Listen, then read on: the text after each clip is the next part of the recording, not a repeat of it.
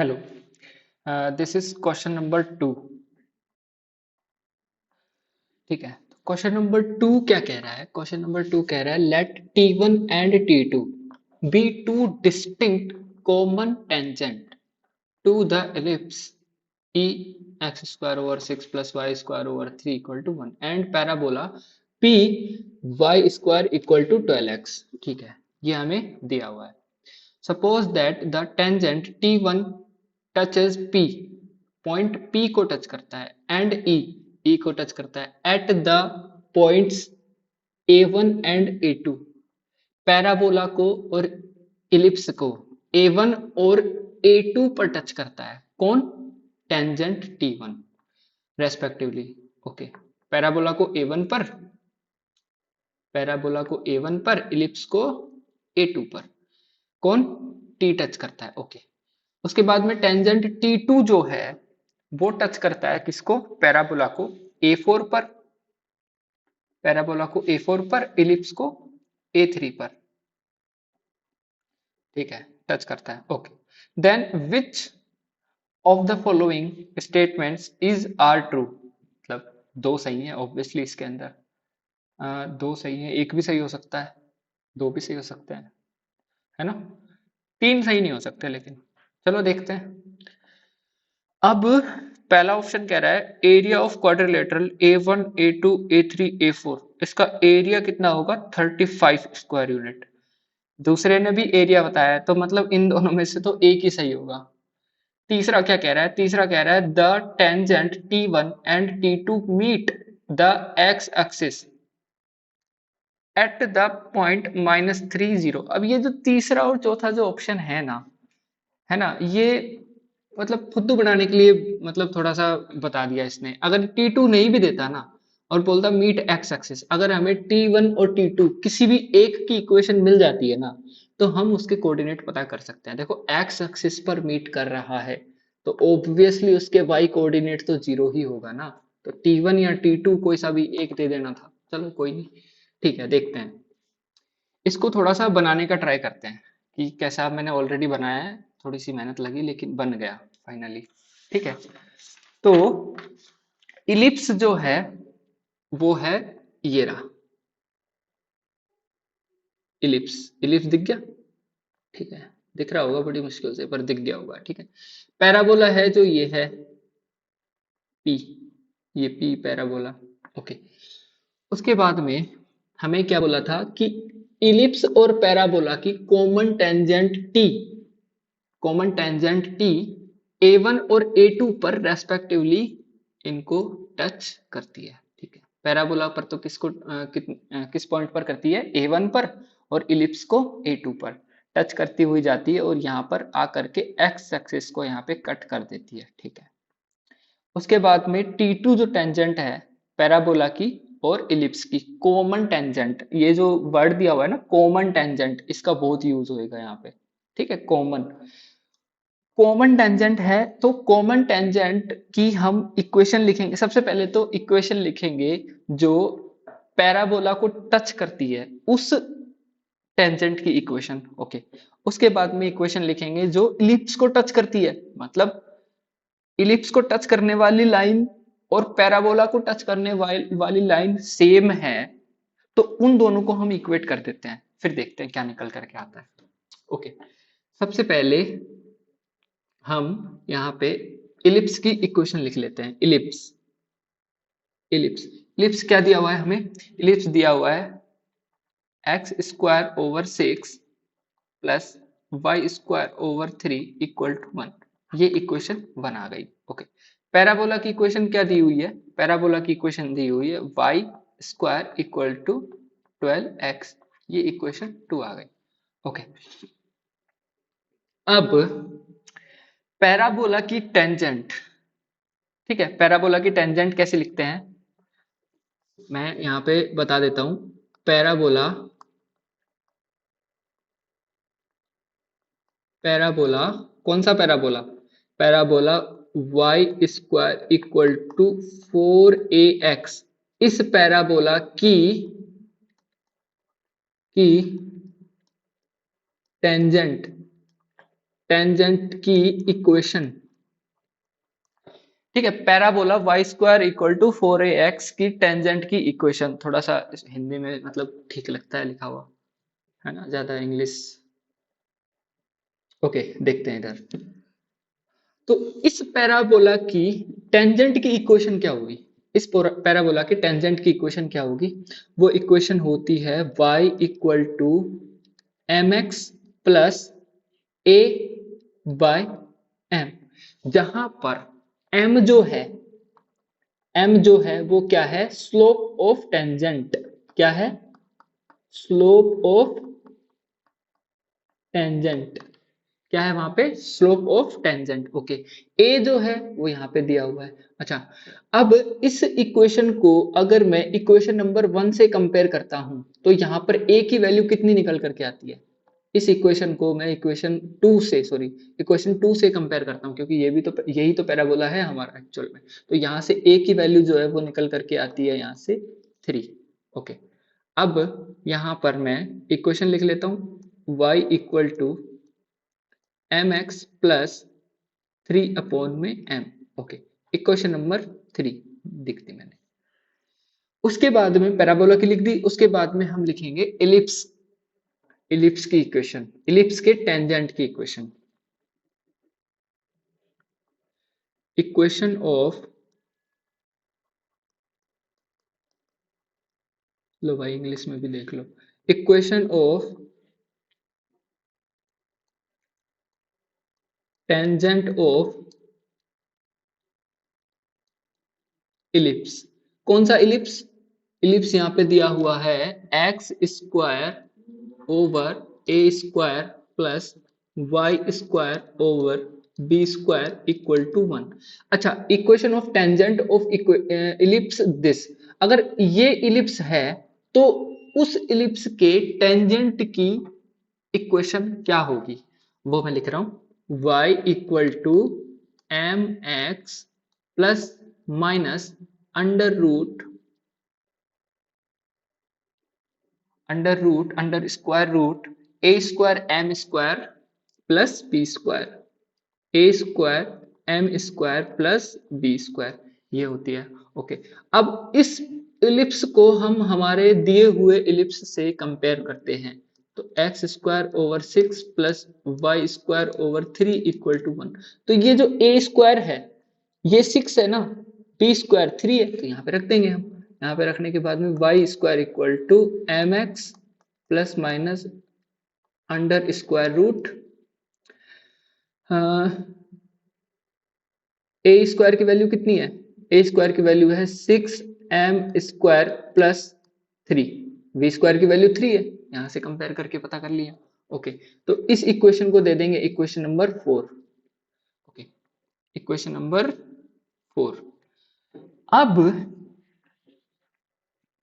Since जो अभी थोड़ी देर पहले हमने जो फिगर बनाया है कि देखो इस पैराबोला की टेंजेंट कौन सी है? T1 है, और इलिप्स की टेंजेंट भी कौन सी है? ये भी T1 है। तो इन दोनों की सेम टेंजेंट है, कॉमन टेंजेंट है, तो इसकी इक्वेशन भी तो एक ही होगी ना, क्योंकि लाइन तो एक ही है। तो अगर लाइन एक है तो उन दोनों को हम इक्वेट कर सकते हैं ना, इक्वेटिंग 3 एंड 4। अब 3 और 4 को इक्वेट करेंगे तो हमें क्या मिलेगा? देखो y equal to m x, y equal to m x plus 3 upon m, और y equal to m x plus minus 6m square plus 3। तो यहाँ से y की वैल्यू इक्वेट करने पर mx और mx तो कैंसिल आउट हो गए, और यहाँ पे हमें मिला 3 upon m equal plus minus 6m square plus 3 in under root. Okay, तो हमें क्या मिला फाइनली? यहाँ से मिला हमें 3 upon m equal to plus minus under root 6m square plus 3। ठीक है, अब इसका बोथ साइड क्या कर देंगे? स्क्वायर कर देंगे। बोथ साइड इसका स्क्वायर कर दिया तो यहाँ पे आया 9 upon m square equal to, अच्छा प्लस माइनस का क्या है यहाँ पे? प्लस माइनस का कुछ भी नहीं है, दोनों को ही स्क्वायर करने पर पॉजिटिव मिलता है हमें। ठीक है, तो इसको हटा देंगे।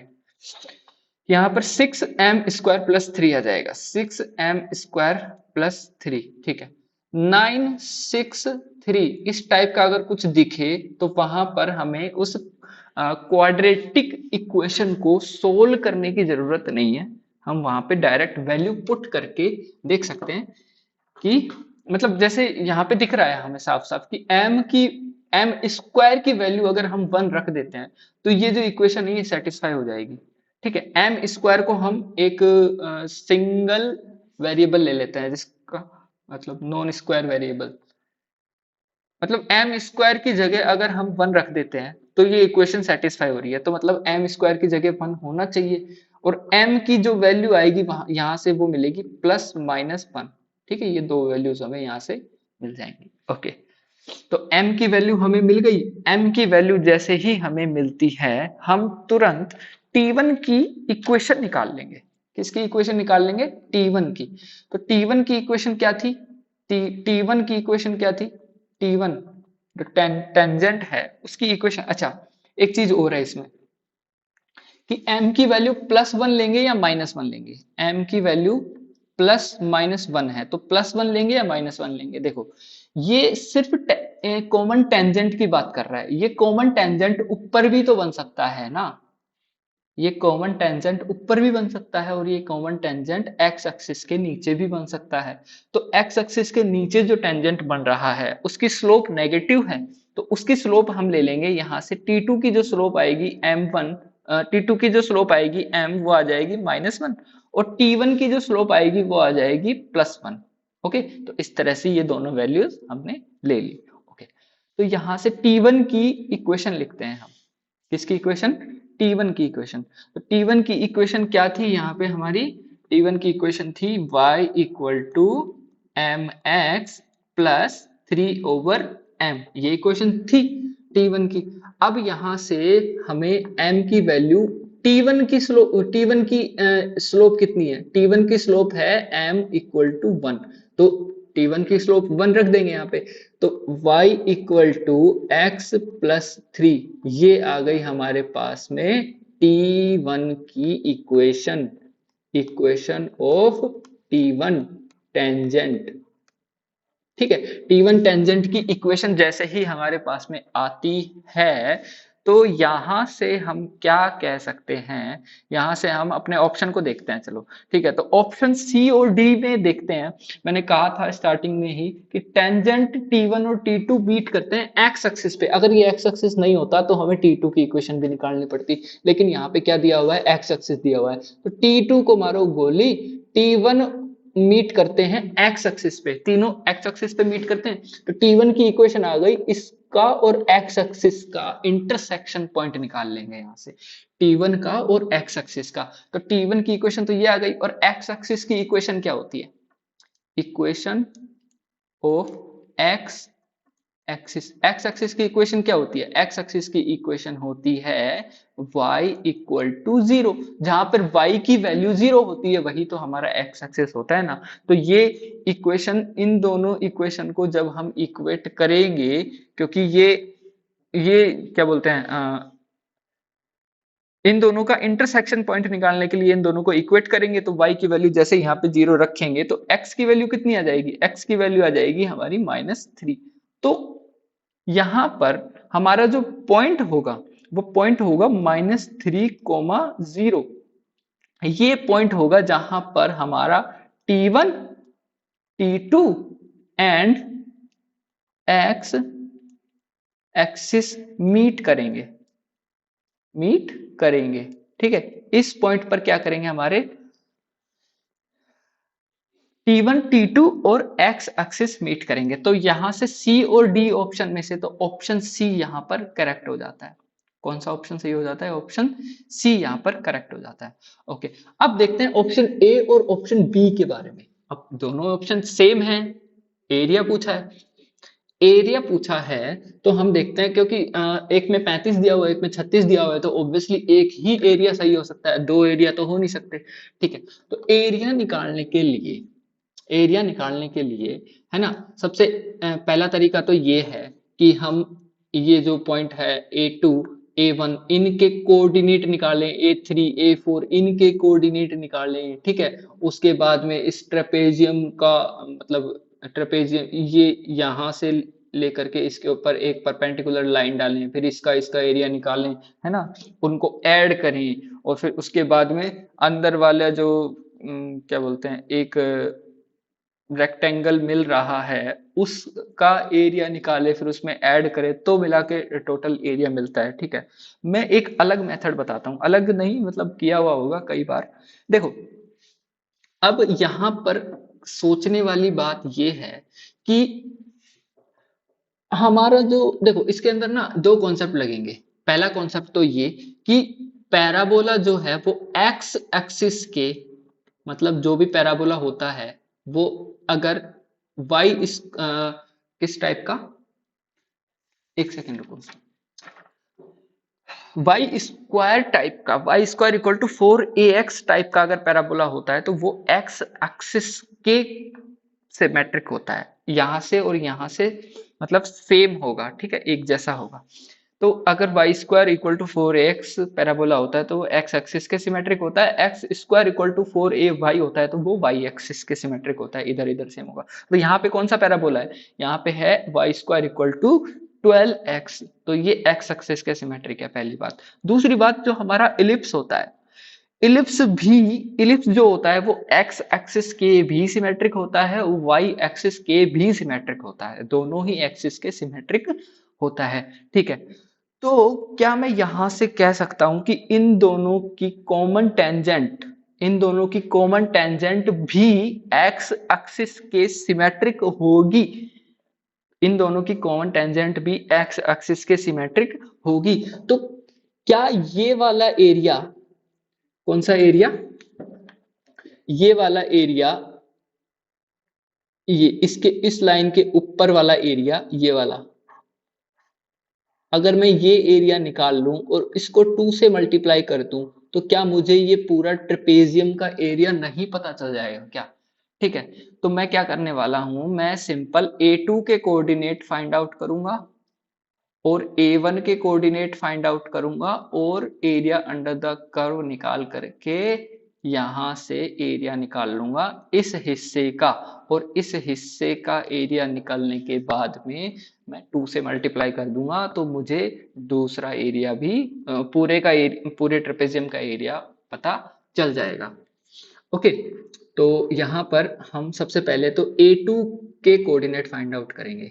A2 के कोऑर्डिनेट फाइंड आउट करने के लिए हम क्या करेंगे, A2 के कोऑर्डिनेट फाइंड आउट करने के लिए हमें ये पता होना चाहिए कि A2 जो है वो किन किन कौन कौन से ग्राफ के कट करने से हमें वो पॉइंट मिल रहा है। ठीक है, कौन कौन से कर्व जो है कट कर रहे हैं तब जाकर के हमें A2 मिल रहा है।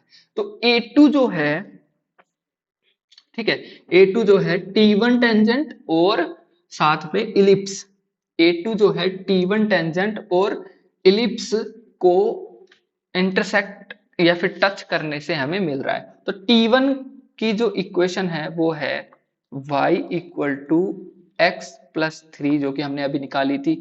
इलिप्स की जो इक्वेशन है वो है x square over 6 plus Y square over 3 equal to 1। ठीक है, तो इन दोनों के इंटरसेक्शन पॉइंट निकालने के लिए मैं क्या करूंगा, y की वैल्यू उठा करके यहाँ पे रख दूंगा। ठीक है, y की वैल्यू उठा करके यहाँ पे रखा तो मैं क्या हुआ, x square over 6 plus x plus 3 को मैं y की जगह रख रहा हूं तो ये सीधा इसको मैं स्क्वायर भी कर देता हूँ, x square plus 6x plus 9 over 3 equal to 1। Okay, यहां से मैं 6 यहां से क्या बोलते हैं एलसीएम लेकर के उधर भेज देता हूं यहां से, तो ये क्या आ गया, एक्स स्क्वायर प्लस, ठीक है, 6 को इससे 6 से नहीं 3 से मल्टीप्लाई करने के बाद में, ओ सॉरी 2 से करना पड़ेगा ना इसको, इसको 2 से मल्टीप्लाई कर देंगे तो 2x square plus 12x plus 18 upon में 6, अपॉन में 6 था उसको मैंने उधर भेज दिया। ओके, तो यहां से क्या आया, एक्स स्क्वायर और ठीक है 3x स्क्वायर प्लस 12x 6 को इधर ले आएंगे तो ये कितना बन गया, प्लस में 12x इक्वल टू 0। तो यहां से हमें क्या मिला, यहां से मिला एक्स स्क्वायर प्लस में 4x प्लस माइनस माइनस, एक सेकेंड ये क्या कर रहा है, 18 माइनस का कैसे आ गया।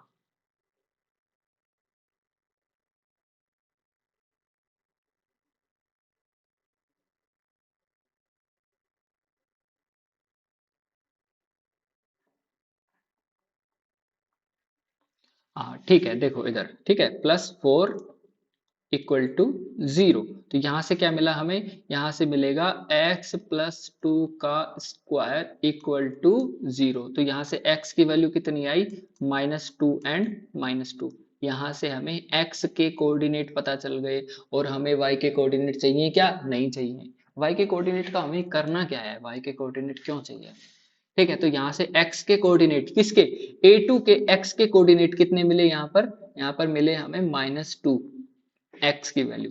अब a1 की वैल्यू निकालेंगे।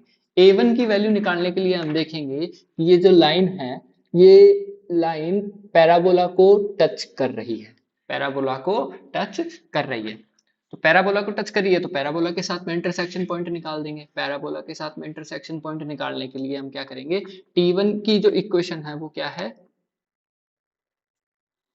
T1 की इक्वेशन, T1 की इक्वेशन है x प्लस 3, और पैराबोला की इक्वेशन है y square equal to 12x। ठीक है, इन दोनों को एक T1 की इक्वेशन y इक्वल टू, एक सेकेंड, T1 की इक्वेशन है y equal to x plus 3, और पैराबोला की इक्वेशन ये है। इन दोनों को मैं इक्वेट कर देता हूँ, इन दोनों को इक्वेट कर देता हूँ। तो यहाँ से y की वैल्यू उठा करके यहाँ रख देता हूँ। तो यहाँ से क्या आ गया, x square plus 6x plus 9 equal to 12x। 12 को इधर ले आया, एक्स स्क्वायर प्लस 6 माइनस 12 कितना आया, माइनस का 6x, इसको माइनस का 6x, -6x plus 9 equal to 0। तो ये मुझे क्या मिला, ये मिला मुझे x माइनस 3 का होल स्क्वायर इक्वल टू 0। तो x के कोऑर्डिनेट कितने आ गए, 3 एंड 3। तो x के कोऑर्डिनेट पता चल गए, किसके, कौन से पॉइंट के, ये पॉइंट कौन सा था, पॉइंट था हमारा a1। a1 पॉइंट के भी मिल गए, ठीक है भाई, यहाँ तक मिल गए।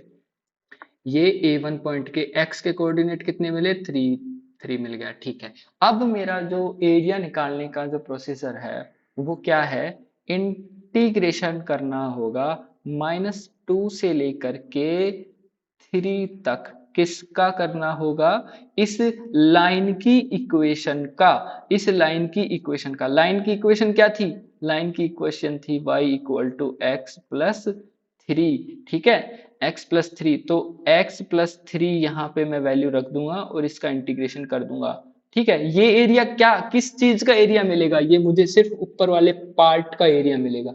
तो ऊपर वाले पार्ट के एरिया को अगर मैं 2 से यहाँ पे मल्टीप्लाई कर देता हूँ तो मुझे पूरे के पूरे ट्रेपेजियम का एरिया मिल जाएगा। चलो इस इंटीग्रेशन को सोल्व कर लेते हैं थोड़ा सा, ठीक है। इंटीग्रेशन क्या था हमारा, इंटीग्रेशन था माइनस वो इंटीग्रेशन था 2, इंटीग्रेशन कहाँ से कहाँ तक था ये, -2 से 3, x plus 3 into D x, okay. 2 into क्या है integration, x square upon 2 plus 3x -2 3 2, यहाँ से कितना आया, 3 3 जा 9 अपॉन 2 माइनस 9/2 प्लस 9, 3 3 जा 9, ठीक है। उसके बाद में माइनस माइनस, फिर उसके बाद में 2 2 जा 4, 4 upon 2, 4/2 plus minus plus minus -6, okay.